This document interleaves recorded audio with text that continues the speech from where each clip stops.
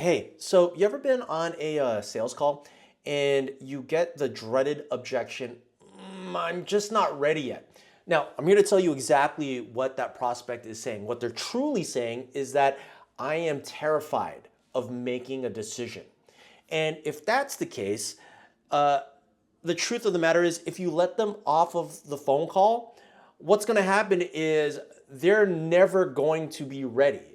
It's always going to be looking, or they're always going to be looking for a feeling, a milestone, a signal that will tell them that they're ready. But the reality is they're never actually going to start. So in this video, I want to break down exactly how to diffuse that objection before it comes up, but more importantly, break down how to deal with it when it does come up. Hey, if we haven't met yet, my name is Emmanuel. I am the founder and kind of chief talking head guy of this cool little part of the internet.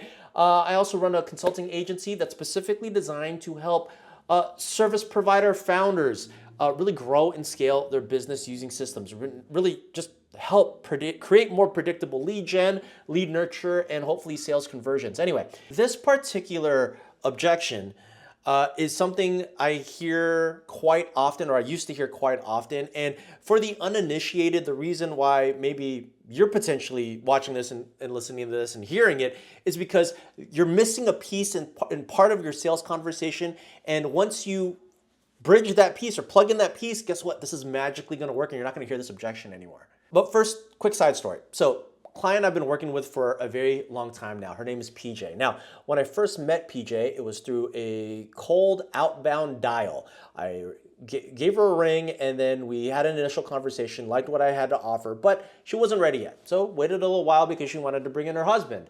And so her husband came in because, I mentioned like, hey, if you're not the only decision maker, make sure your husband's there. So her husband came in and we had a conversation. It was a really great one. And then at which point in time, she said, hey, you know what? I'm not ready. I need to think about it. And so we gave her a couple weeks turned a couple months.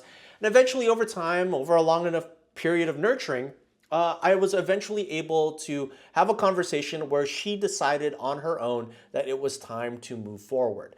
Now, happy ending to the story is we're still working together. She has a thriving coaching business, but this does not happen on her own. The decision to move forward has to actually be initiated by you, and that's what I want to break down. And the easiest way to explain this, and let me pull up the good old iPad so I can draw some stuff here, is to help you understand what exactly is going on. We have to paint the picture of what the future looks like. Fancy term for this is called future casting, but essentially what we're doing is what is called the Y stack. By the way, attribution shout out to one of my coaches, Greg, taught me this. So the way the Y stack works is like this. We have to essentially talk to our prospects to understand what their current frustrations are right now. So we can list them out or have them list out what's really ailing them. And then from there, we need to discuss what the goals are that they're trying to hit up here at the top. And once we've done that, the next step is that we have to articulate what the fear is of no action. Whoops. The fear is of no action, which is downward and to the right, where they don't want to be, the sad place. No action. They've been thinking about starting this business for months or years now. They haven't made any headway.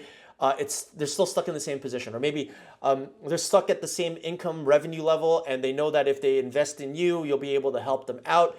But unfortunately, because of some limiting belief, they're still refusing to pull the trigger. So we have to paint what the fear of no action looks like. Maybe they end up getting a 9-to-5 job. Maybe they file for bankruptcy, whatever it might be. We need to paint the picture of what that is. And then from there, the next step is we have to re-articulate the goals and then look at what their aspirations are.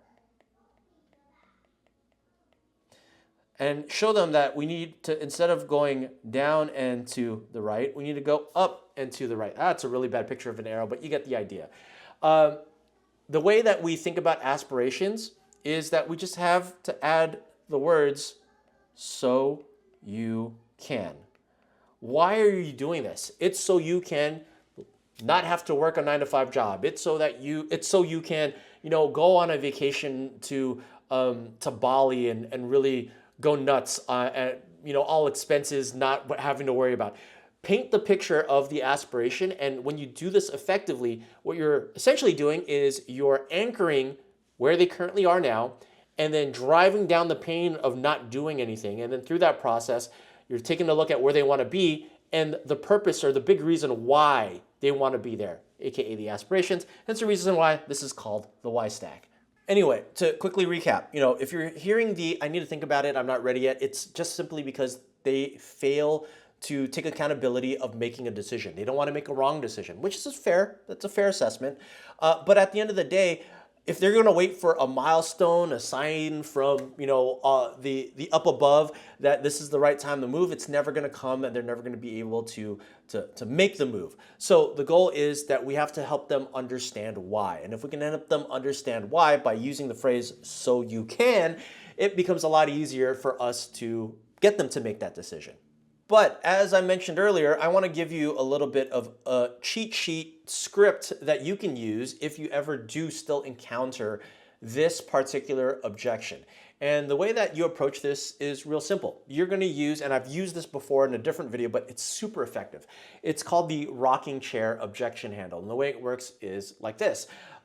So you're saying that you need to think about it. You're not going to go home and sit on a rocking chair this evening to try to figure this out and make this decision, are you? No, probably not. What's probably going to happen is after this call, you're going to get on the phone, you're going to look at any missed calls, reply to any texts, maybe scroll through social media, and then one day, maybe a week from now, 2 weeks from now, a month from now, you're going to encounter this exact same problem. And then you're going to realize that, darn, I should have made a decision. So what you don't need is time. What you do need is more information. So there's 3 questions that you essentially need to answer to identify if this is the right move for you. Question number 1 is, do you feel that this product or service will actually work for you? If the answer is yes, then move on to question number 2.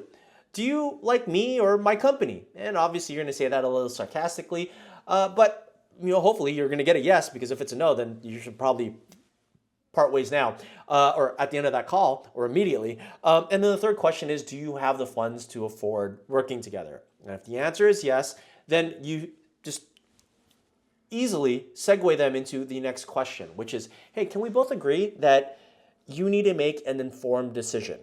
And chances are they're going to say yes. And that's when you're going to hit them with well, hey, how can you make a solid, informed decision without actually trying it? And if you're smart, you should have some sort of money back guarantee, a love it or leave it guarantee, just so that they can try your thing to see if it'll actually work for them. And if it works, fantastic, you've just signed a lifelong client, which will hopefully turn into a lifelong advocate of yours. But hey, if it doesn't work, then just refund them. But at least they had the opportunity to try. And if it didn't work and you have to refund them, this is a telltale sign that, hey, maybe, just maybe, and let me get some real talk here, maybe, just maybe, you need to adjust how you deliver your product or your service, because if you're having to refund, that means that they're not happy. That means that there's a lesson to be learned. Anyway, if you found value in this video, then I highly recommend you check out this really cool other objection handle right here.